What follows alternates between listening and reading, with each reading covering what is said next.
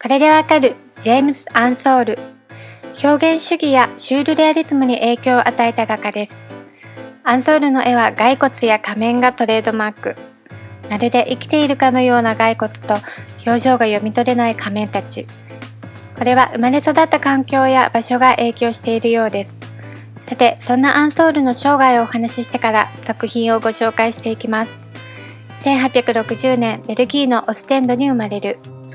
80年戦争においてスペインからの独立を支持したオステンドは1601年から1604年までスペイン軍に包囲され、解放されるまでに8万人以上の死傷者を出しました。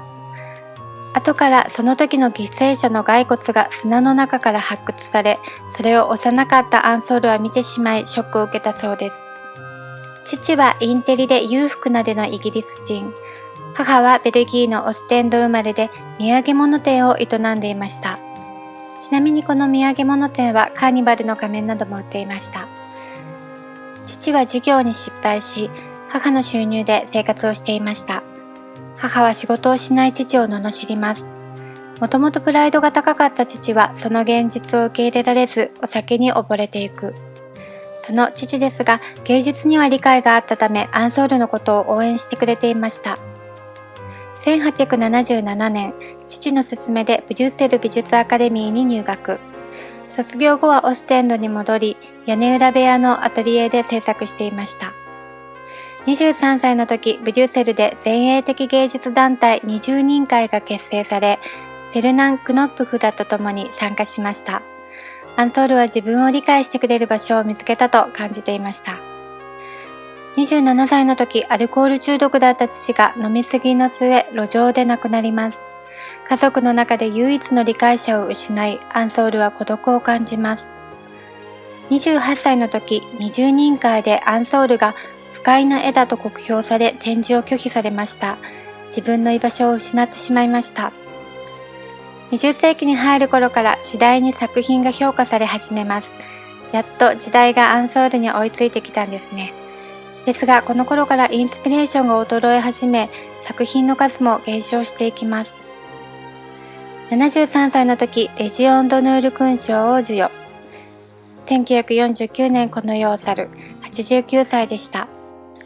皮肉なことにアンソールの作品のうち評価が高いものは、ほとんどがまだ認めてもらえてなかった1900年以前のもので、20世紀に入って以降の作品はあまり高く評価されていません。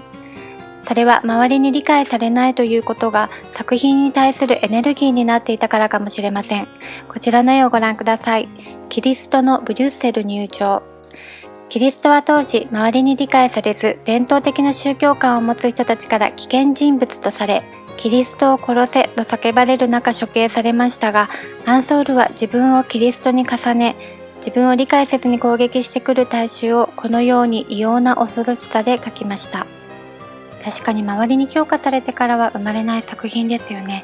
そして何といっても気になるのがアンソールの描く仮面です。本来は顔を隠すための仮面ですが、隠しながらもその本性を表しているかのよう。彼の育ったオステンドでは年に1回死んだネズミの舞踏会というカーニバルがありました。アンソールの母は毎年カーニバルのために仮面をかぶると人格が表変し奇声を上げたりして周りの人を驚かせたそうです。仮面の不思議な力はきっと小さい頃から感じていたのでしょう。さらに仮面をつけた人々は自分の作品に無理解な人々も表しているようです。彼は仮面を用いて人間の内面を逆に強調したんではないかと思ってしまいます。無表情で不気味な中に弱さ、愚かさ、悪意、欺瞞、嘲笑などいろんな感情を滑稽に表現している。見る人によってまたその時の心理状態によって違って見える作品になっている気がしました。皆さんにはどう映っているのでしょうか。では最後にアンソールの他の作品を見てお別れいたしましょう。ご視聴ありがとうございました。